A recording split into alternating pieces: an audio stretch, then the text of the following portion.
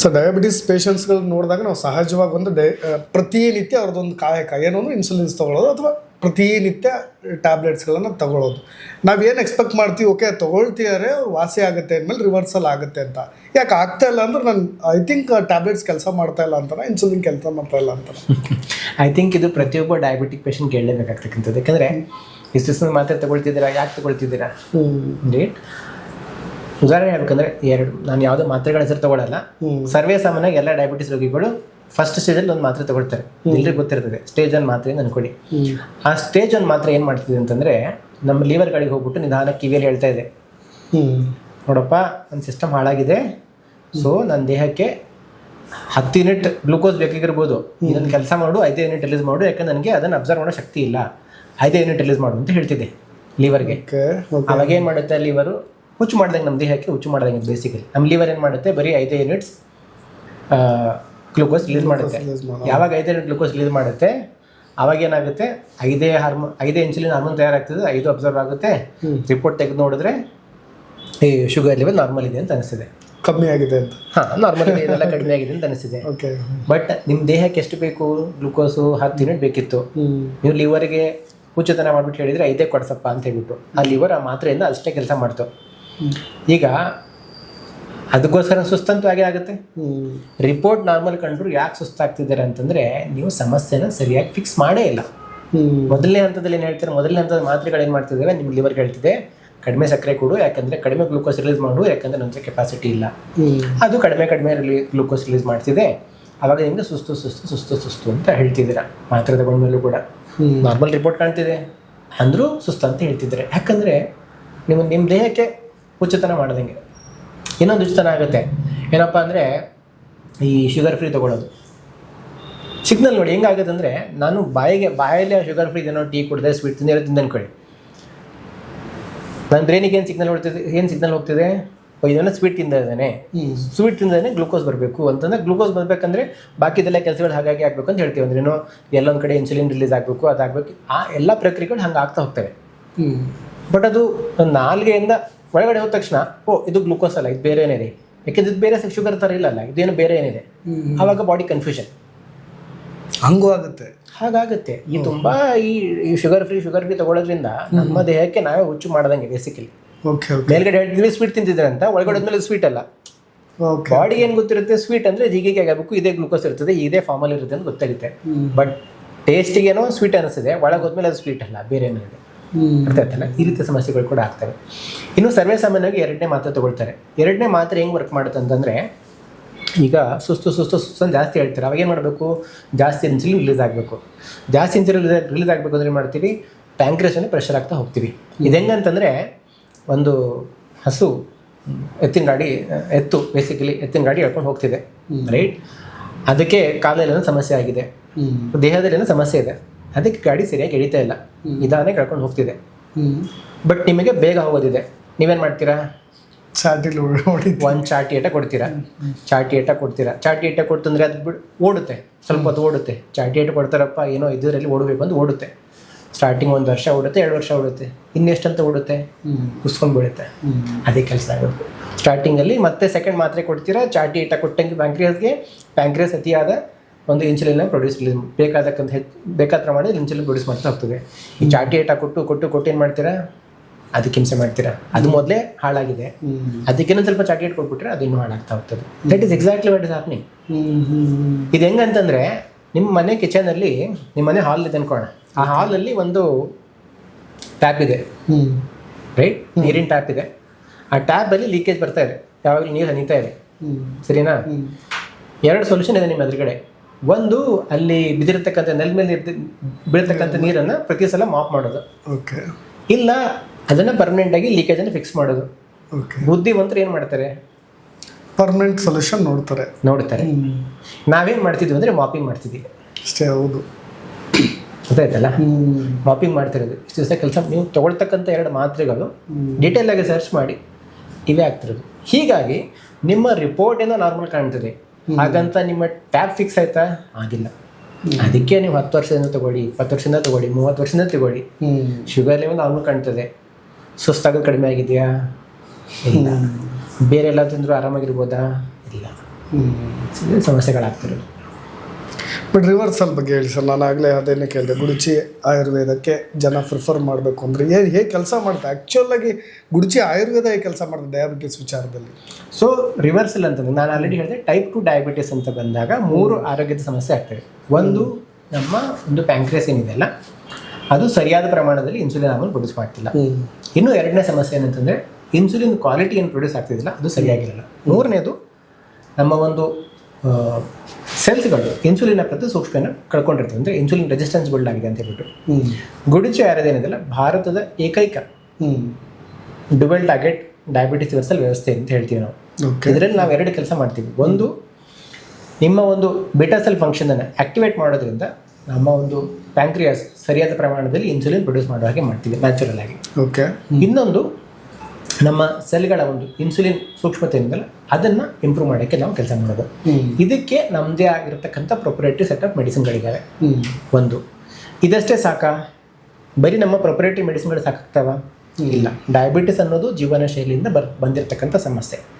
ಅಂದ್ರೇನು, ನಾವು ನಮ್ಮ ದೇಹದಿಂದ ಬೇಕಾದ ಪ್ರಮಾಣದಲ್ಲಿ ದೈಹಿಕ ಫಿಸಿಕಲ್ ಆ್ಯಕ್ಟಿವಿಟೀಸ್ ಏನಿರ್ತದೆ ಅದನ್ನು ನಾವು ಮಾಡ್ತಿಲ್ಲ. ಸೊ ಹೀಗಾಗಿ ಅದನ್ನು ಮಾಡಲೇಬೇಕಾಗ್ತದೆ. ಅದಕ್ಕೆ ಯಾವುದು ಏನಂತಂದರೆ ನಾನು ಬೆಳಿಗ್ಗೆ ಹೇಳ್ತೀನಿ, ಊಟ ಮಾಡ್ತೀನಿ, ಮಲ್ಕೊಳ್ತೀನಿ, ನೀವು ಮಾತ್ರೆ ಕೊಡಿ ಸಾಕು ಅಂದರೆ ಹಾಗೆ ವರ್ಕ್ ಆಗಲ್ಲ. ಇದರಲ್ಲಿ 3 ಎಲಿಮೆಂಟ್ಗಳಿದೆ.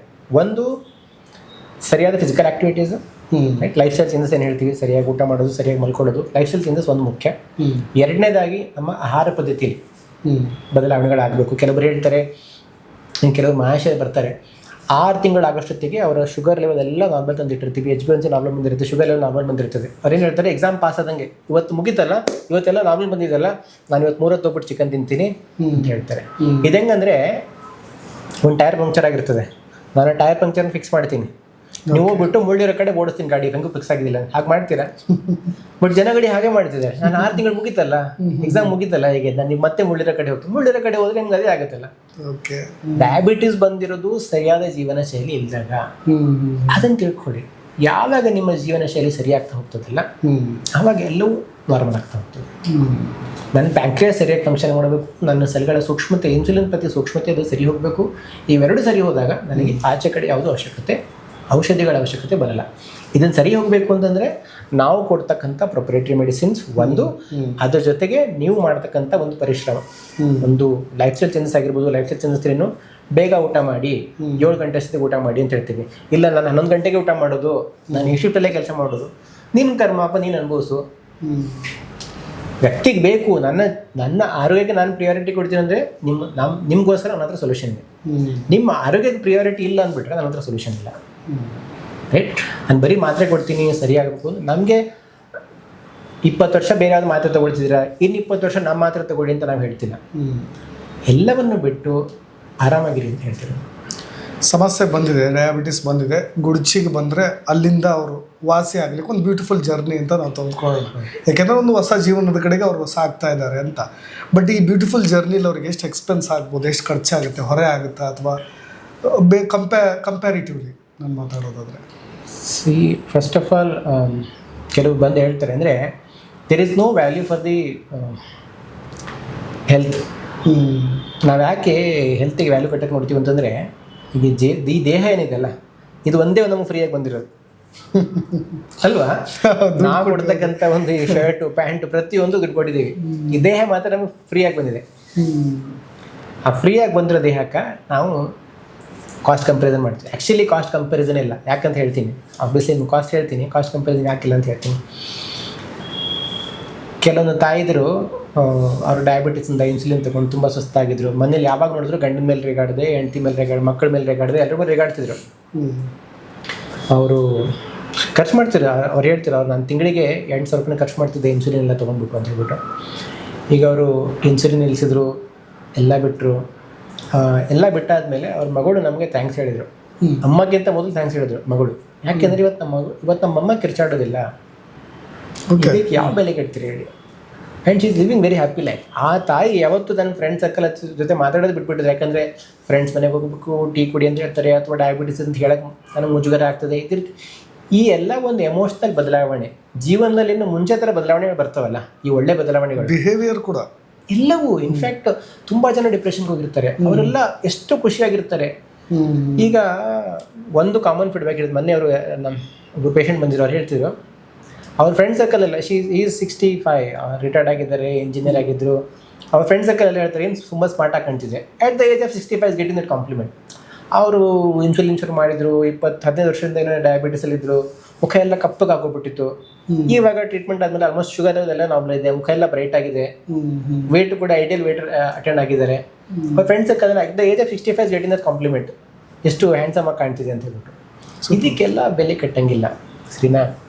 ಬಟ್ ಏನಾಗುತ್ತೆ ಅಂದರೆ ತುಂಬ ಜನ ಈಗ ತುಂಬ ಜನಕ್ಕೆ ಆಯುರ್ವೇದ ಗೊತ್ತೇ ಇರಲ್ಲ, ಅಥವಾ ಕೆಲವರಿಗೆ ಸುಮಾರು ಕಡೆ ಟ್ರೈ ಮಾಡಿದ್ದೀನಿ ರೀ, ಯಾಕೆ ಡಿಸ್ಪಿರೇಷನಲ್ಲಿ ಏನಾದ್ರು ಟ್ರೈ ಮಾಡಿದ್ದೀನಿ ಮತ್ತೆ ಟ್ರೈ ಮಾಡೋದಿಲ್ಲ. ಹೀಗಾಗಿ ಪ್ರತಿಯೊಬ್ಬರಿಗೆ ಸೂಟ್ ಆಗ್ತಕ್ಕಂಥ ಒಂದೊಂದು ನಾವು ಬೇರೆ ಬೇರೆ ಪ್ರೋಗ್ರಾಮ್ಗಳನ್ನು ಮಾಡಿದ್ದೀವಿ. ಉದಾಹರಣೆಗೆ ಕೆಲವರು ತುಂಬ ಸಫರ್ ಮಾಡಿರ್ತಾರೆ. ಎಂಥವ್ರು ಅಂತಂದರೆ, ನಾನು 20 ವರ್ಷದಿಂದ ಇನ್ಸುಲಿನ್ ತೊಗೊಳ್ತಿದ್ದೀನಿ, ಏನಾದರೂ ಮಾಡಿದರೆ ನಾನು ಆಚೆ ಬರಬೇಕು ಅಂತ.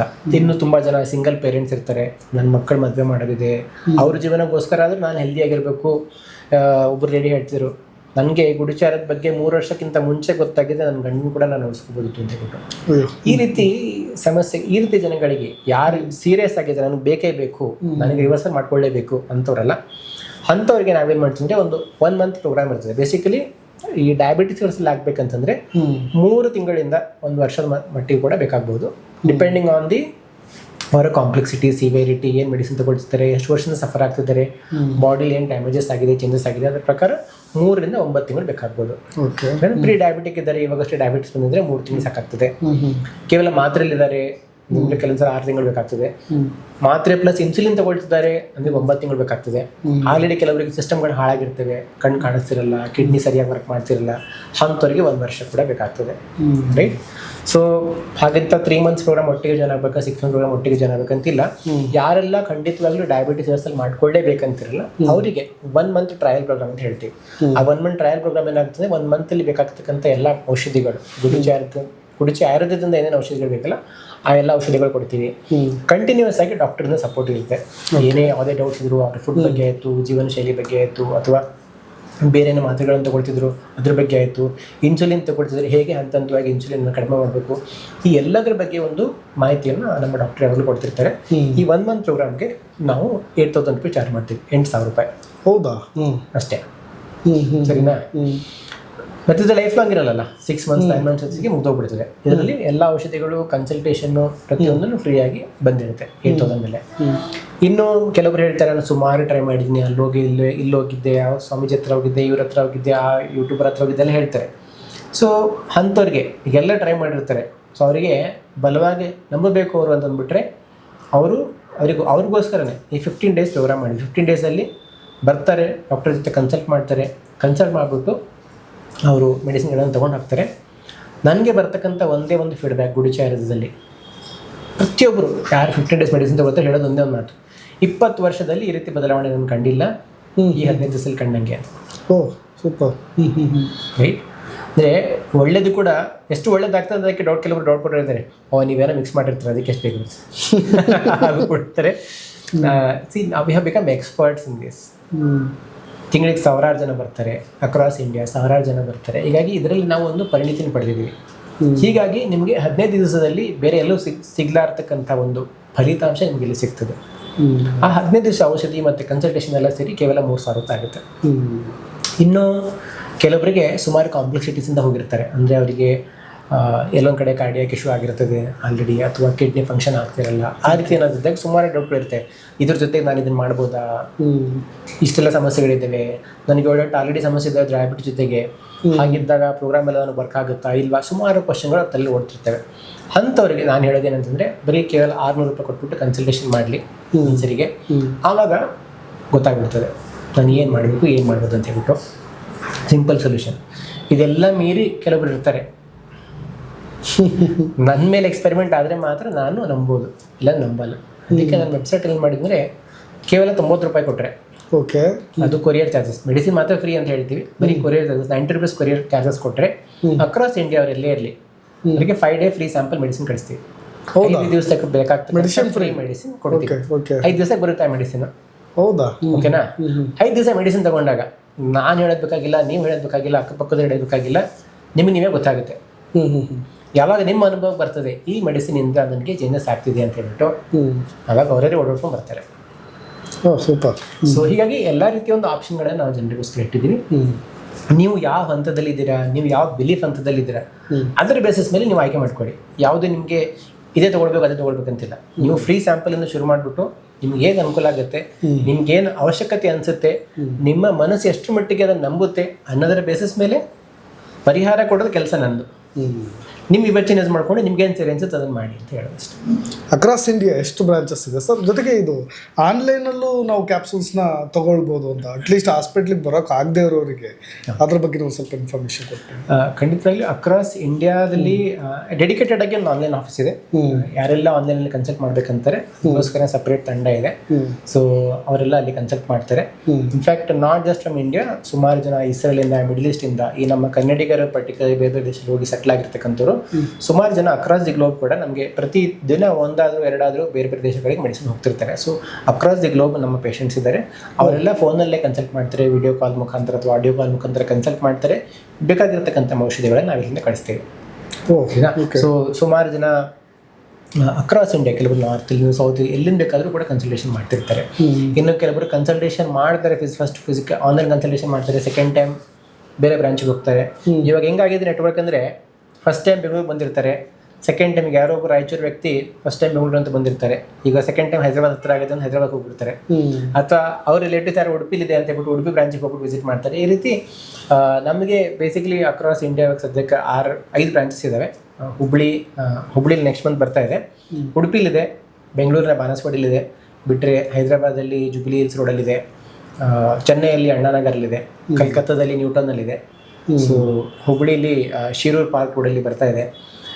ಅದಕ್ಕೆ ಬಿಟ್ಟರೆ ಆನ್ಲೈನ್ ಬ್ರಾಂಚ್ ಕೂಡ ಇದೆ. ಸೊ ಅಕ್ರಾಸ್ ಇಂಡಿಯಾ ಎಲ್ಲಿಂದ ಬೇಕಾದರೂ ಜನ ಕನ್ಸಲ್ಟ್ ಮಾಡ್ಬೋದು. ಮುಂದಿನ ಒಂದು 3-4 ತಿಂಗಳಲ್ಲಿ ಇನ್ನೂ ಸುಮಾರು ಬ್ರಾಂಚಸ್ಗಳು ಕೂಡ ಓಪನ್ ಆಗ್ತಿದೆ. ಉತ್ತರ ಭಾರತದ ರೀಜನಲ್ಲಿ ಕೂಡ, ದಕ್ಷಿಣ ಭಾರತದ ರೀಜನಲ್ಲಿ ಕೂಡ. ಹೀಗಾಗಿ ಪ್ರತಿಯೊಬ್ಬರಿಗೂ ಅನುಕೂಲ ಆಗೋ ಥರ ನಮ್ಮ ಒಂದು ಉದ್ದೇಶ ಏನಂತಂದರೆ, ಮುಂದಿನ 3 ವರ್ಷಗಳಲ್ಲಿ ಬೈ 2028 30 ಲಕ್ಷ ಜನರಿಗೆ ನಾವು ಡಯಾಬಿಟಿಸನ್ನು ಹಿಮ್ಮೆಟ್ಟಿಸಬೇಕು ಅಂತ ಒಂದು ಸಂಕಲ್ಪ ಮಾಡಿದ್ವಿ. ಇದನ್ನು ಆನ್ಲೈನ್ ಮುಖಾಂತರ ಆಯಿತು, ಆಫ್ಲೈನ್ ಮುಖಾಂತರ ಆಯಿತು, ಅಥವಾ NGO ಮುಖಾಂತರ ಕೂಡ ಆಯಿತು. ನಮ್ಮ ಸ್ವಂತದೊಂದು NGO ಕೂಡ ಹುಟ್ಟು ಹಾಕಿದ್ದೀವಿ, ನಿರ್ಮೇಹ ಆಯುರ್ವೇದ ಡಯಾಬಿಟಿಸ್ ಫೌಂಡೇಶನ್ ಅಂತ ಹೇಳ್ಬಿಟ್ಟು. ಯಾರಿಗೆಲ್ಲ ಅಫೋರ್ಡ್ ಮಾಡೋಕ್ಕಾಗಲ್ಲ, ತುಂಬ ಕಡುಬಡವರು ಇರ್ತಾರೆ, ಅಂಥವ್ರಿಗೆ ನಾವು ಸುಮಾರು NGOಗಳ ಜೊತೆ ಟೈ ಅಪ್ ಮಾಡಿಬಿಟ್ಟು ಆ NGOಗಳನ್ನೇ ಅಡಾಪ್ಟ್ ಮಾಡ್ಕೊಂಡು, ಇಲ್ಲಿವರೆಗೆ ಒಂದು ಸುಮಾರು 6 NGOಗಳನ್ನು ಅಡಾಪ್ಟ್ ಮಾಡ್ಕೊಂಡ್ಬಿಟ್ಟು ಅವರಿಗೆ ಪೂರ್ತಿ ಉಚಿತ ಟ್ರೀಟ್ಮೆಂಟ್ಗಳನ್ನು ಕೂಡ ಕೊಟ್ಟಿದ್ದೀವಿ. ಸೊ ಈ ಒಂದು ಬೃಹತ್ ಸಂಕಲ್ಪ ಏನಿದೆಯಲ್ಲ, 30 ಲಕ್ಷ ಜನರಿಗೆ ಹೆಲ್ಪ್ ಮಾಡಬೇಕು ಅಂತ ಹೇಳ್ಬಿಟ್ಟು, ಅದನ್ನು ನಾವು ಸಾಧಿಸಬೇಕು ಅಂತ ಸುಮಾರು ಪ್ರಯತ್ನಗಳನ್ನು ಮಾಡ್ತಿದ್ವಿ. ಸೂಪರ್.